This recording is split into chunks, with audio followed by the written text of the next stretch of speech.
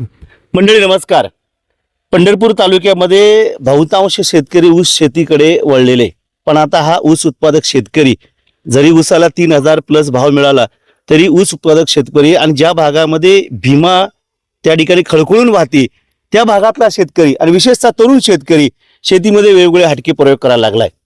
पंढरपूर तालुक्यातलं उमरे गाव असं आहे मंडळी. या गावाने ड्रॅगन शेतीचा प्रयोग अख्ख्या सोलापूर जिल्ह्याला दाखवून दिला आणि ड्रॅगन शेतीमध्ये लाखो रुपयाचं उत्पन्न उमरे गावातील कानगुडे परिवारातील कानगुडे कुटुंबातील काही तरुण शेतकऱ्यांनी घेतलं. माझ्यासोबत हे जे सगळे तरुण शेतकरी, हे तरुण शेतकरी 50च्या आतले तरुण शेतकरी मंडळी. तरुणांना शेती परवडत नाही, तरुण नोकरीच्या मागे पळतो. नोकरीच्या मागे पळ पळणाऱ्या 8 तास राबणाऱ्या तरुणांसाठी आदर्श असणारे सगळे शेतकरी, तरुण शेतकऱ्याची मुलं त्या ठिकाणी माझ्यासोबत उभे. याच्यामध्ये तुकाराम कानगुडे नावाचा एक तरुण शेतकरी आहे. त्यांनी आपल्या डाळिंब शेतीमध्ये अद्रक लावण्याचा प्रयोग केला आणि हा अद्रक लावण्याचा प्रयोग यशस्वी झाला, फळाला आला आणि तब्बल 156 रुपयाच्या आसपास त्यांना त्या ठिकाणी रेट मिळाला अद्रकला.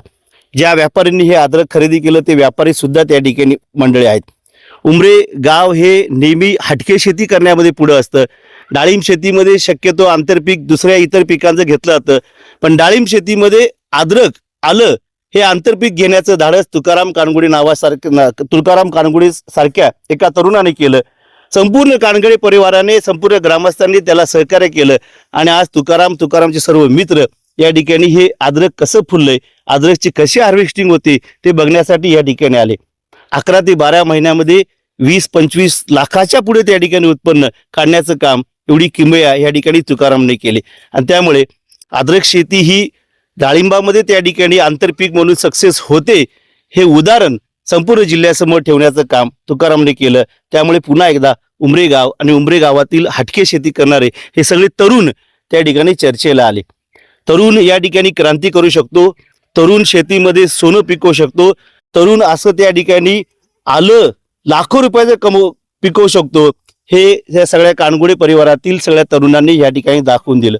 अद्रक शेती त्याही डाळिंबमध्ये, ही डाळिंबाची बाग मंडळी फुललेली आहे, सेटिंग व्हायला सुरुवात झालेली आहे. या डाळिंबाचंही लाखो रुपयाचं उत्पन्न होईल. आंतरपीक घेतलं, आंतरपिकाचा तुकारामला एवढा भन्नाट फायदा आला की तुकारामने मगाशी चर्चा करताना सांगितलं की डाळिंबाला पाणी द्यायची फारशी गरज पडली नाही. जे पाणी, जे खत आलेलं दिलं गेलं तेच खत त्या ठिकाणी डाळिंबाने घेतलं, डाळिंबाने सेवन केलं आणि डाळिंब ही त्या ठिकाणी तरुण मंडळी या माळरानावर फुललं. माळरान आहे, माळरानामध्ये अशी शेती करण्याचं धाडस आजचा तरुण करत नाही. आजचा तरुण कुठं पळतोय, काय पळतो आपल्याला सगळं माहिती आहे. तो तरुण शेतीला नको म्हणतोय, त्यामुळे शेती ओसाड पडायला लागली.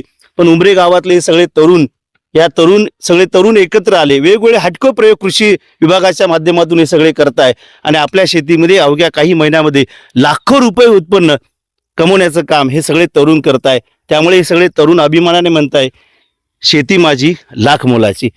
डाळिंब शेतीमध्ये अद्रक शेतीचा हा प्रयोग नेमका कसा झाला आणि त्या ठिकाणी कशा प्रकारे सगळं घडून आलं ही सगळी माहिती आपण कानगुडे परिवारातील तुकाराम आणि इतर त्यांचे काही मित्र परिवार आहेत त्यांच्याकडनं आपण जाणून घेत आहोत. नमस्कार. नमस्कार. कसं हे म्हणजे किती आहे डाळिंब क्षेत्र? हे आपले 70 गुंठ आहे डाळिंब. डाळिंब. बर. लागवड कधी झाली डाळिंबाची? डाळिंबाची लागवड ही 1 फेब्रुवारीला केली होती. बर. आणि नंतर मग अद्रक लावण्याचं कसं संकल्पना आली, काय सुचलं? 1 फेब्रुवारीला लागवड केल्यानंतर परत 4 महिने रान खाली होतं. मग परत अद्रकचं पण बेण्याचा दर एकदम कमी होता ना, मग आंतरपीक काहीतरी 1 वर्ष रान खाली राहील म्हणून आपण 1 जूनला परत अद्रकची लागवड केली. म्हणजे मागच्या वर्षी? गेल्या वर्षी 1 जूनला. कसं बेणं कुठं आणलं? इथलं आमच्यात पाहुणे यातलं एक बेन होतं. गावात लावलं, कसं अंतर कसं ठेवलं? आणि अंतर काही आपलं 4 फुटाचं बेड आहे इथं, मध्ये 2. बर. आणि डाळिंबाचं 12 फुटाचा आहे पटा, त्यामध्ये आपण 4-4 फुटाचं बेड केले ते. किती बेणं लागलं सर? ही 1300 किलो बेणं लावलं होतं. 1300. बेनाचा रेट कसा होता त्यावेळेस? त्यावेळेस किती 25,000 रुपयाने बेणं आपण घेतलं होतं. बर. मग आता डाळिंबचं कसं अंतर आहे? ही डाळिंब 12 फुटाचा पट्टा आहे आडवा आणि 7 फुट आहे अंतर डाळिंबाच्या रोपामध्ये. अद्रक लावलं मग सगळं उगवून आलं का सगळं? 1 नंबर उगवलं, काय अडचण नाही. गेल्या वर्षी पाऊस पण लवकर झाला होता ना, त्यामुळे चांगलं उगवून झालं. बऱ्याच वेळा पाण्याचं नियोजन झालं नाही तर अद्रक आतल्यात ते बेणं नाचतं पण, असं पण होतं का? नाही, आपल्यात नाही कधी झालं, कारण आपलं रान चांगलं होतं, सगळं निचऱ्याचं रान आहे आपलं. मग खत पाणी व्यवस्थापन कसं सुरू केलं मग याला? काय नाही एक आधीच आपलं म्हणजे शेणखत घातलं होतं उन्हाळ्यामध्ये आणि केळ मोडलेली होती, त्यामुळे आधीच बऱ्यापैकी आपलं रान हेच होतच म्हणजे सेंद्रिय कर्ब रानाचा चांगलाच होता आधीचाच, त्यामुळे आपल्याला एवढ्या अडचणी काही आल्या नाही त्या, म्हणजे सड लागणं असेल हे असेल ती, त्यामुळे रानात हे सेंद्रिय कर्ब असल्यामुळे आपल्याला चांगली साथ दिली रानानं. सेटिंग कधी झाली सगळ्या अद्रकची, किती वाढलं परत नंतर? नाही 1 जूनला लावल्यानंतर परत 1 महिनाभर उगवायला गेलं. हा आणि तिथनं परत काय मग चांगले तिथनं वाढतच गेलं परत. नंतर हार्वेस्टिंग आता कधी सुरू झालं? 11 महिन्यानंतर. हा 11 महिन्यानं करेक्ट आपलं हार्वेस्टिंग आज सुरू झालं म्हणायचं 1 जुलैला. बरेचसे शेतकरी काय करतात, दर नसल्यामुळे हाय असं ठेवतात, पुन्हा जमिनीमध्ये वाढतं, तसं काही प्रयोग केला नाही का? नाही काय आपल्याला तसं काही वेळ झाली नाही ना, आता बरोबर आपलं हार्वेस्टिंगच्या टायमिंगला दर वाढतच गेलं. दर वाढल्यामुळे काय गरज नाही ना, 156 पर्यंत मार्केट झाल्यामुळे काय खोडवा ठेवण्यास काही करावं लागत नाही. अद्रक आता याला अडचण काय बसली, म्हणजे कीड वगैरे, रोगराई वगैरे? मग आता काय झालं, आपण 15 दिवसाला म्हणजे सेंद्रिय बुरशीनाशक असेल, कीटकनाशकांचा हात घेत असेल, हे 15 दिवसाच्या अंतरानं आपण फवारणी असेल किंवा खालनं ड्रीप द्वारे सोडलं, त्यामुळे एवढं नाही काय अडचण जाणवली. तरी कुजवा वगैरे आतल्यात काय नव्हता का वगैरे? तशी ती परिस्थिती थोडी, पण ती काय नॉर्मली असते, एवढं म्हणजे एवढा त्रास नाही झाला त्याचा. अद्रकाचं झाड किती फुटापर्यंत वाढलं शेवटी? काय आपलं 4 फुटापर्यंत वर बांडी झालती त्याची. तुम्ही ते काढून बघितलं का बेट, मग म्हणजे हार्वेस्टिंगला आले का नाही, काढून बघितलं का? नाही, हे आता कसं आहे माहिती आहे का, हे बांडी बसले की मग ते हार्वेस्टिंगला झालेलं असतं. 10 महिन्यात बांडी बसती त्याची, त्याला काय उकरून बघावं लागत नाही, काय नाही. रोपं लावताना बऱ्याच वेळा काय होतं, कधी जास्त खोल बी काढले जाते, मग कसं त्याचं इंच वगैरे कसं असतं रोपं लावताना? मग असं काय नाही, आल्याला फक्त जेवढी माती असेल तेवढं चांगलंच आहे, एवढं काय म्हणजे आल्याला काय अडचण येत नाही. कधी कधी काय होतं, जास्त खोल बी काढलं जातं ना, म्हणजे लावताना वगैरे? खोल लावलेलं चांगलं आहे, काय अडचण नाही, जेवढं म्हणजे माती राहील तेवढं कंद त्याचा वाढतो, कंद वाढायला मदत होती त्याची. आता कसा माल निघतोय तरी? चांगला माल निघतोय, आता काय म्हणजे निघेल वाटतं एवढ्यात, आता 1300 किलोला 20 टनापर्यंत. 20 टन निघेल, सहज निघेल तेवढा माल आपल्याला. कोणाला दिला माल? हे करोळे आमचं सहकारी मित्र आहेत, आमचं शेजारी करोळे म्हणून गाव आहे, तर त्यांनाच आपण माल दिलाय. बऱ्यापैकी आपल्या 5-6 गावातली माल काढतात ते चांगले. शेतकऱ्यांना त्यांची चांगली साथ असते कायमच. आता अद्रक हार्वेस्टिंग झालं, डाळिंब पण त्या ठिकाणी सेटिंग व्हायला लागले, मग डाळिंबाचं कसं नियोजन? मग आता अद्रक लावलं आणि डाळिंब लावलं, मग दोघांचं पाणी खत कसं देत गेलं? आता काय झालं, आपण 1 जूनला अद्रकची लागवड केली, नंतर मग 1 महिनाभर डाळिंबाला त्याची मुळी सेट व्हायला लागलं, मग आपण परत पाणीच बंद केलं ना, पावसाळा होता त्यामुळे. मग परत ड्रीपच चालू केलं नाही आपण डाळिंबाचं. बऱ्यापैकी त्याची मुळी आपल्या अद्रकच्या बेडमध्ये शिरली. तिथनं आपण प्रत्येक म्हणजे जेवढं अद्रकला जेवढं वॉटर सोल्युबल काय खत असतील, बुरशीनाशक काय असेल, ती सगळं डाळिंबानं ती ओढून घेतलं. आपण आतापर्यंत सुद्धा ड्रीप चालू केली नव्हती. त्यामुळे त्याचा फायदा बऱ्यापैकी आपल्याला अद्रकच्या आंतरपिकाचा फायदा आपल्या मुख्य पिकाला झाला. आपण लावताना लावलं होतं हे आंतरपीक म्हणून, आपलं मुख्य पीक डाळिंब आहे, पण आपल्याला हीच आता मुख्य झाल्यासारखं झालं. परत आज लाखो रुपये होतील, मग असं लावताना एवढं वाटलं होतं का? नाही, कधीच एवढं वाटलं नव्हतं पुढे जाऊन एवढा दर भेटेल. आणि वेळोवेळी आपले हे व्यापारी मित्र असल्यामुळे त्यांनी मार्केटची परिस्थिती आपल्याला समजावून सांगितली. पुढे म्हणजे अद्रकचा तुटवडा आहे किंवा दर कधी अशा तारखा दिल्या आहे, या तारखेपर्यंत दर वाढतेल राहतील, त्यामुळे बऱ्यापैकी त्यांची साथ मिळाल्यामुळे ही रेट आपल्याला म्हणजे सापडू शकला. डाळिंबात अद्रक पहिला प्रयोग होता, आजूबाजूच्या लोकांनी वगैरे एड्यात काढलं असेल की काय बाबा कशाला लावतोय, कशाला काहीतरी लाव वगैरे. हो, तसं आता बऱ्यापैकी लोक घेते ती पिकं, पण आपल्याला गेल्या वर्षी एकदम अद्रकचं रेट पण कमी होतं ना, त्यामुळे तेवढं आपल्याला काय वाटलं नाही. म्हणजे जरी आपण 50-60 रुपये हिशोबाने धरलं होतं, म्हणजे आंतरपीक जेवढं आपलं 100-1 टनाचं ऊसाचं पैसे होते आंतरपिकात असं वाटलं होतं, पण आपलं परत हे मुख्यच पीक झालं सगळं. हार्वेस्टिंगच्या वेळेस 156 रुपये रेट मिळाला, सगळं अख्खं गावच्या गाव सगळं बघायला आलं, त्यामध्ये तरुण शेतकरी सगळे होते. काय म्हणत होते ते सगळं? काय नाही, आता ते कसं आहे माहिती आहे, आता हे आंतरपीक असल्यामुळे गबाळ आलं, लाखो रुपये झाले वगैरे म्हणले असतील काय? नाही, आता ते म्हणणारच की काय, पण एक आंतरपीक असल्यामुळं मुख्य पीक सोडून ते एक थोडा कुतूहलाचा विषय, चर्चेचा विषय राहणारच की आता एवढा दर म्हणजे आतापर्यंत आपल्या पंचक्रोशीत म्हणलं तरी 156 नाही शेतकऱ्याला कुठल्या मिळाला दर, त्यामुळे थोडं चर्चा होणार गावात होतच असते. बरेचसे तरुण मुलं होते आता बघायला आले, त्यामध्ये 90%च्या वर तरुण होते. काय तरुणांना शेती परवडते का? परवडती की आता येणाऱ्या काळात तसं शेतकऱ्याचा दिवस राहणार आहे इथं. हा परवडती ना परवडायला काय झालं फक्त शिकलेली मुलं नको म्हणतात की पुण्या मुंबईला जातात पळतात नोकरी मागे वगैरे. नाही शेती परवडतीच. बर हा. तुझे काही मित्र नोकरदार असतील की हो आहेत की आहेत की 11 महिन्यामध्ये 25-30 लाख रुपये उत्पन्न, त्यांना मेसेज गेला का? कळलं हो त्यांना? हो गेला की. काय म्हणतात ते आज? नाही काय आता हो का कसं आहे माहित आहे का जरी आता त्यांच्या त्यांना असं पॅकेज आहे का पण तसं नोकरीत एवढं? आपण शेतकऱ्याला प्रत्येक वेळी पण असं येत नाही. हा. म्हणजे आता चांगले दिवस यायला लागले ते शेतकऱ्याला पण आता काय म्हणजे ती परिस्थिती जुनी राहिली नाही आता. जी पहिली छाप पडली होती शेतकरी नको ती आता बऱ्यापैकी शेतकरी फळबागात असेल अद्रक असू द्या तुमची केळ बऱ्यापैकी पिकात शेतकरी आता चांगला सक्षम व्हायला लागलाय आता. नमस्कार. नमस्कार. काय नाव तुमचं? अण्णा कदम.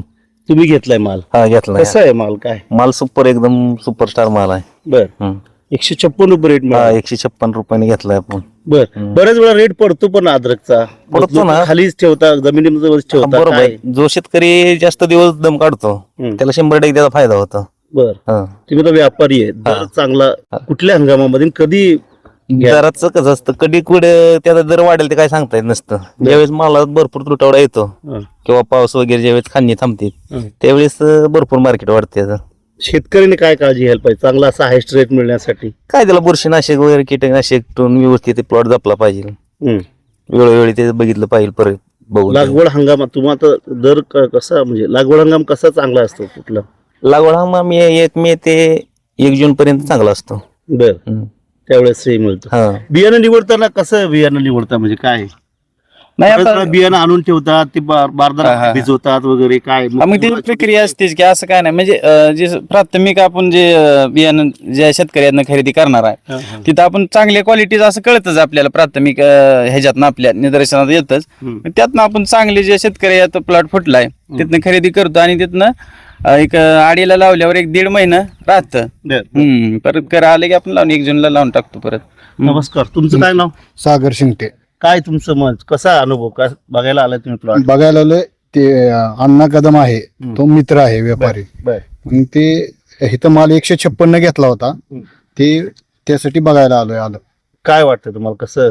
की माझी शेती आहे ती ऊसाची आहे सगळी, बर पण त्यांच्या संग फिरून हा. असं वाटायला लागलंय की निम्मेच्या पुढे नव सगळी 80% शेती पडाक ठेवली तर चालत. 3000 पुढे चालला की 80% शेती ऊसाची आहे हा. ती पडाक ठेवली तर चालत, पण आलं 2 एकर लावावं बर. असं वाटायला लागलंय मला.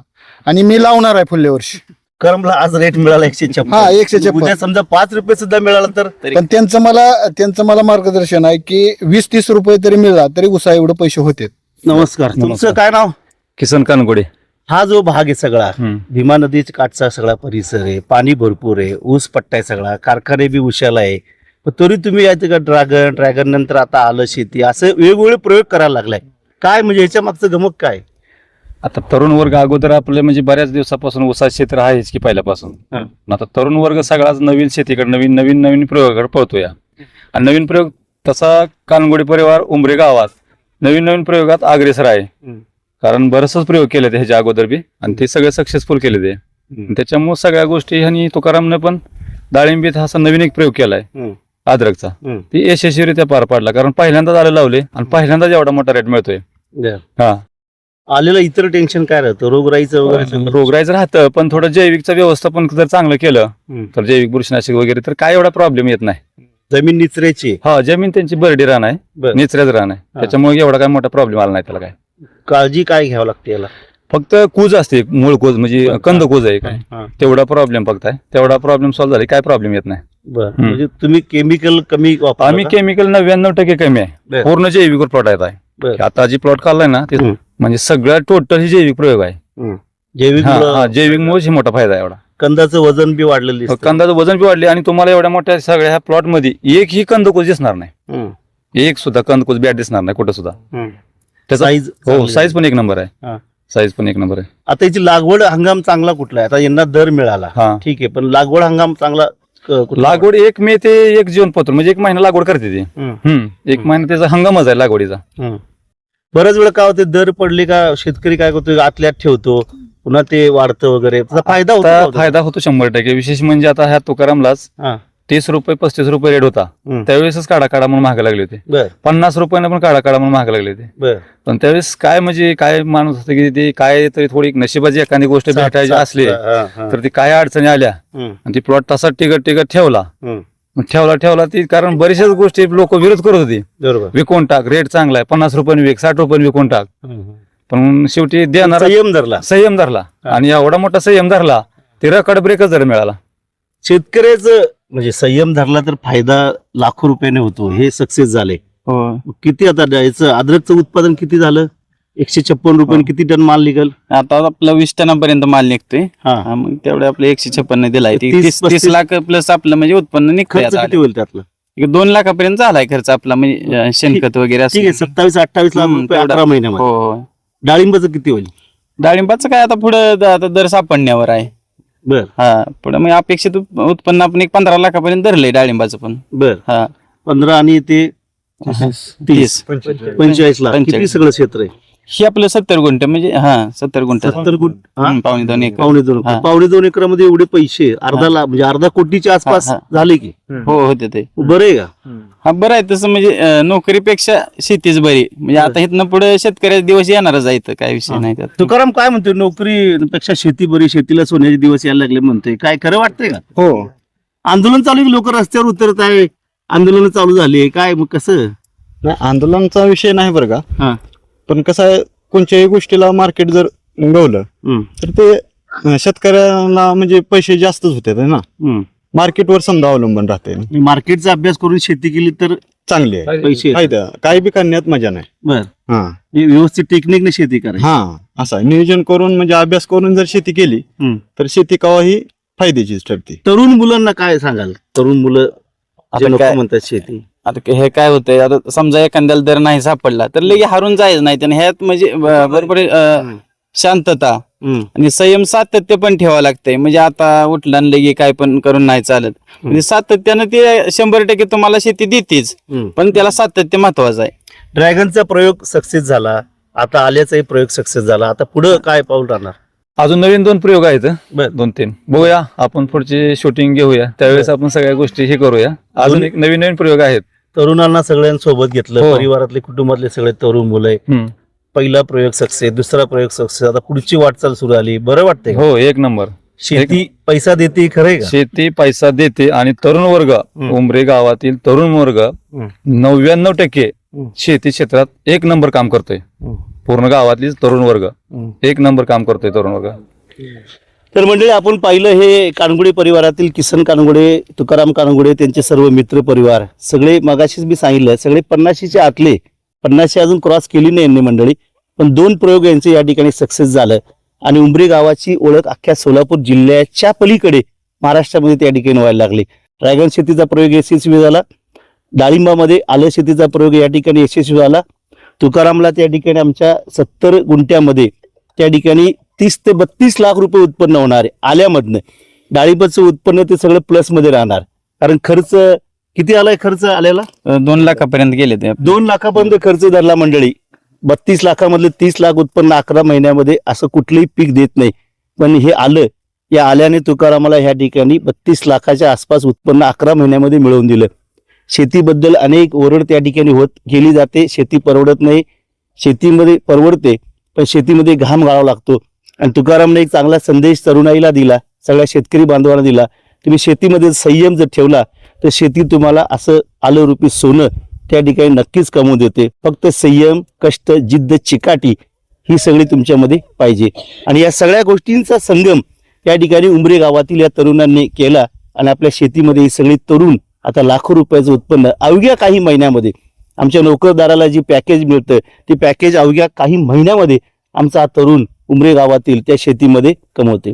मंडळी शेतकऱ्याने कष्ट केलं तर नक्कीच कष्टाला यश मिळतं हे तुकाराम आणि त्यांच्या सर्व कानगुडी परिवाराकडनं पाहून आपल्याला त्या ठिकाणी बघायला मिळेल. जे काय आहे ते वास्तव मांडण्याचं आम्ही काम या ठिकाणी केलंय. 156 रुपयाने किलोने त्यांनी अद्रक खरेदी केलंय. ते व्यापारी सुद्धा आपल्या सोबत आहे. मार्केटचा अभ्यास करून त्या ठिकाणी व्यवस्थित जर शेती केली तर शेती करेक्ट नियोजनाने त्या ठिकाणी लखपती माणसाला करू शकतो. म्हणजे शेतीविषयक असेच नवनवीन व्हिडिओ अशाच वास्तव असणाऱ्या यशोगाथा आपल्याला रोज पाहायचे असतील तर आमच्या चॅनलला सबस्क्राईब करा, बेल आयकॉनवर क्लिक करा, जेणेकरून आपल्याला परफेक्ट असणाऱ्या शेतीविषयकच्या यशोगाथा पाहायला मिळतील. धन्यवाद.